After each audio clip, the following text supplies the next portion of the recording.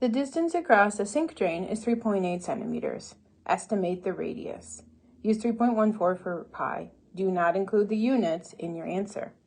Let's start by drawing a sketch. So I need a circle because a sink drain is circular. And we're being told that the distance across is 3.8 centimeters. So that is our diameter, goes all the way across. And we are being asked to find the radius. So what I know is that the diameter is 2 times the radius, and that means that the radius is half of the diameter. In other words, I could do half times 3 8/10, and whatever answer I get for that, 1.9, that is the radius, right? So the distance halfway across from the center to the edge of the circle, that would be 1.9 centimeters.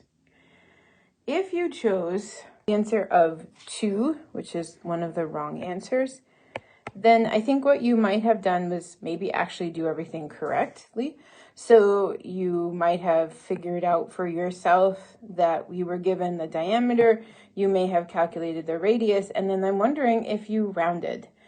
Because the answer was supposed to be 1.9, and that would round up to 2 if we had been given the instruction to do rounding. We were not given that instruction, and so if that's what you did, you should not have done that. We were just told to go ahead and find the radius, or to estimate the radius, and so we should have left it at 1.9. Sometimes I think students get mixed up when they hear estimating. They think that estimating is equaling rounding, so they hear estimate and they say, oh, that means to round, and in fact that's not true.